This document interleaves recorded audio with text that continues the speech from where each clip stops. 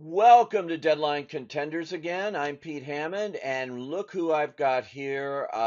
Some of the major players from The Daily Show, which is coming off an Emmy win as Outstanding Talk Show in the last year of Trevor Noah's run, very successful run, and is having a hell of a season already. But it's election year, so this is prime time for The Daily Show.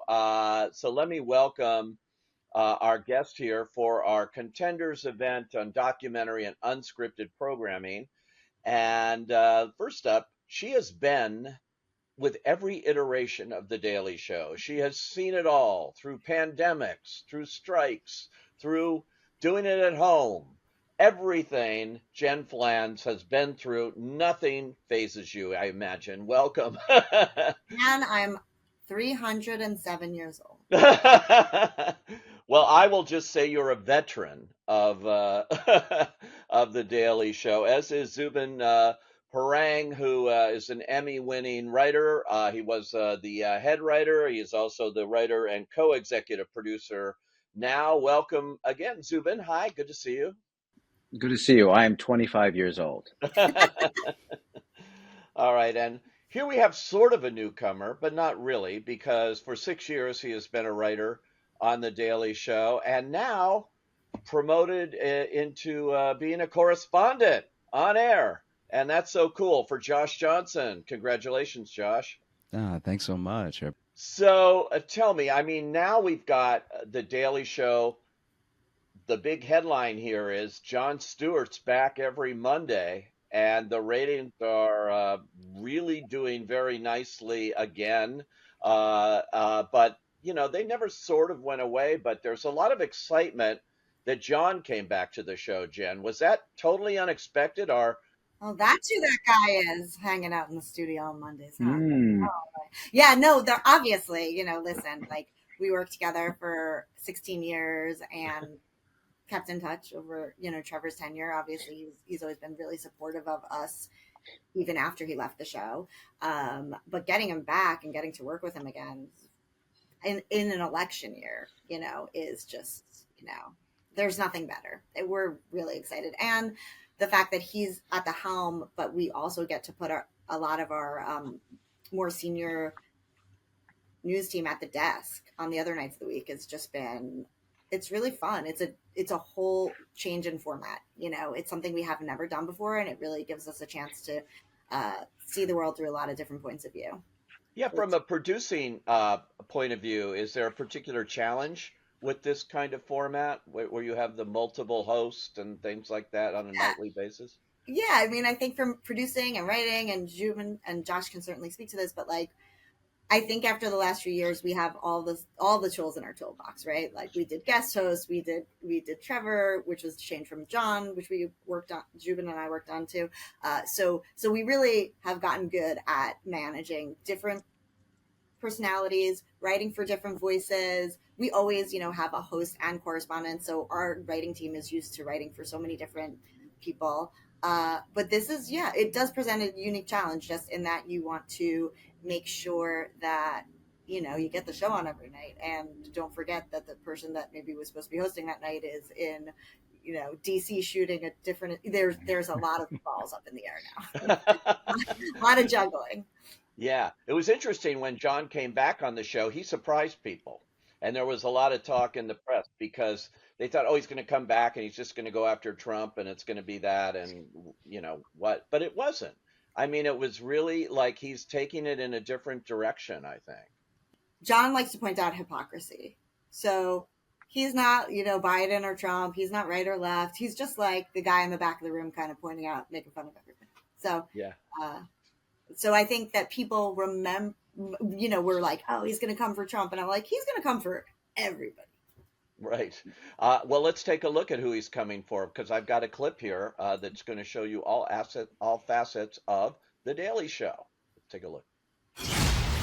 Breaking news, the presidential election is still on. The American misinformation is the best in the world. Keep it down. I'm trying to be super loud over here. That's a dramatic way to kick off an event. Oh, baby! Ooh, all right, playa.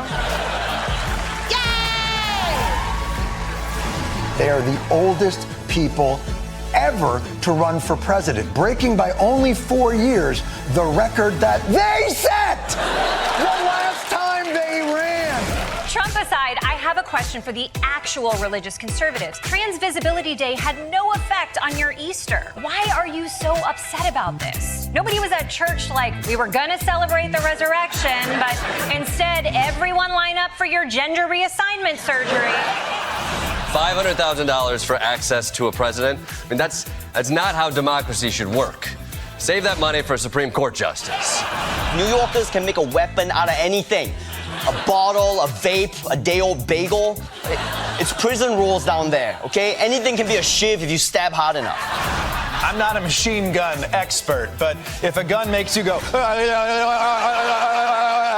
that's a machine gun. I hate self-checkout lanes. What's next? They're gonna ask us to slice our own deli meat, butcher our own cows, grow our own Diet Coke? What? Tonight you're getting 2 hoes for the price of 1. Wait, are they cutting our paychecks in half? No, they're just not paying you.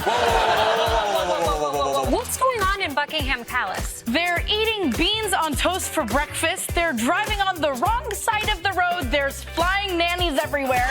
It's a mess. Banning social media won't make the bully energy go away. It'll just redirect it to the rest of us, specifically me. I used to live across from middle school. I basically couldn't go outside after 3. I'm half Japanese and Jewish and gay, and I look kind of white, so I've never been excluded from a party in my life. And I never will, because that would be a hate crime. If we need to ask AI to decide between pronouns and a nuclear holocaust, then bring on the nuclear holocaust! Is this the city of the future? Let's find out. Am I moving? I can't feel my legs. I'm not moving. Tell me about your outfit. What's going on here? This is cool. It's a unique placement of his mouth area. Please welcome the one and only Aquafina. Jason Inval. Lena Khan. Killer Mike. Allison Brie. Vampire Weekend. Ford Jefferson. Gary Clark Jr. Huey Lewis and the fake news finally together. It's democracy. Anything can happen.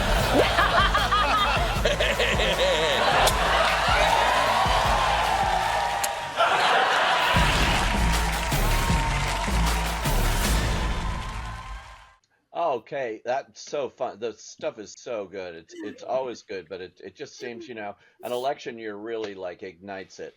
Zubin, you've got co-executive producer credit in addition to writing. That's executive producer credit also to Jon Stewart. What's it been like working with him again here on this show?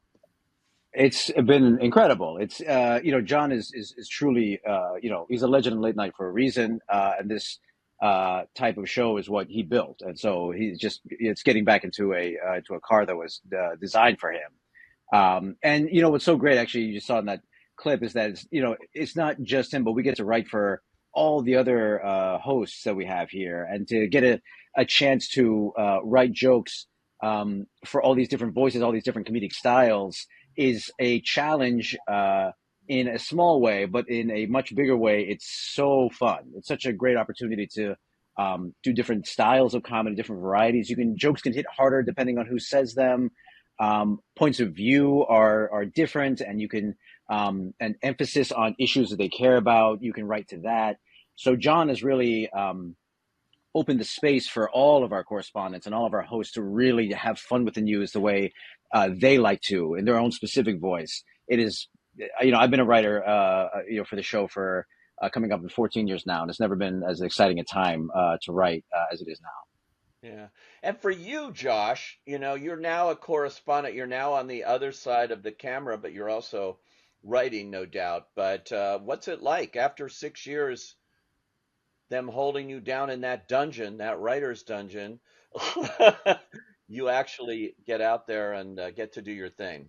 He gets 20 minutes a day outside of that writer's dungeon. Yeah, I mean, luckily the dungeon is on the second floor, so it's not so much a dungeon as much of a place where the windows are very high. I feel like for the most part, when I was writing, I always had fun with the fact that in guest host season, as well as now with correspondence and Jon, I always had this opportunity to tell every type of story, because to what you've been saying, there's so many different points of view that even if something comes back around, where let's say there's something that we talked about one week, and then weeks later it's another correspondence week on the show and they also want to talk about it, they're going to have a different set of ideas that they want to tackle, which I think makes not just the show but the overall commentary around the subject really interesting. And I think that the biggest difference now is just being in front of the camera. I have a different mindset of what to think about whenever the bit comes up. And so now I'm more thinking about performance or thinking about tone or something. Whereas when I was writing, I was more thinking about how best to express the idea and everything. And even in rewrites and with notes, how to both like fulfill what was being asked of me by whoever was the person who had to say it, while also giving some ground to however their comedic voice works, and opening up a sort of lane where we're saying what they want to say and we're saying it how they want to say it. And I think that those things, those skills are what kind of led me to the place that I am now, like being able to work on them for so many years. Yeah. Um, Jen, so now Jon's here through the whole election season. Yeah. But I think this multiple kind of host and thing, has worked out, because there was a lot of talk, who's going to replace Trevor Noah? Who's going to come in and do this? And all of this stuff went on. And then the show just sort of stumbled onto this format, which seems to really work. So what are we looking at here? I don't know. I mean, stumbled is, these guys will tell you. We've been talking about multiple hosts for a very long time, like internally for a long time. It's really fun.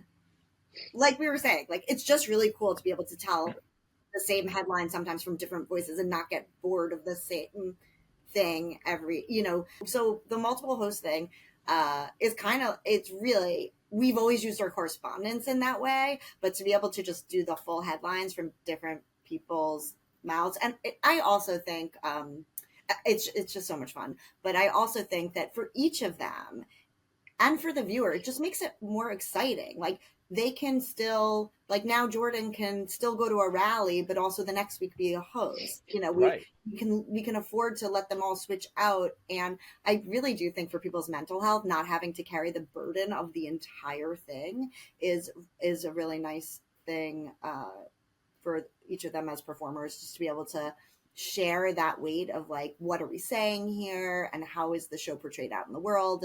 It's not all just on one person. It's not just all focused on like Jon's shoulders or Desi's shoulders. It's they're all sharing it. We're unique in late night that we have such a deep, diverse pool of correspondents and whose voices we can tap for any issue. And so this guest hosting situation has allowed them to be even more available for their points of view and their voices. So it's getting even more of a good thing that we already have. Well, as your overview says, from the most trusted journalist at Comedy Central, it is America's only source for news. And I'm beginning to believe that, folks. So thank you so much for joining us here on our Contenders documentary and unscripted event. And best of luck as you get through election season, guys. Thank you. Thanks, Pete. Thank you for having us.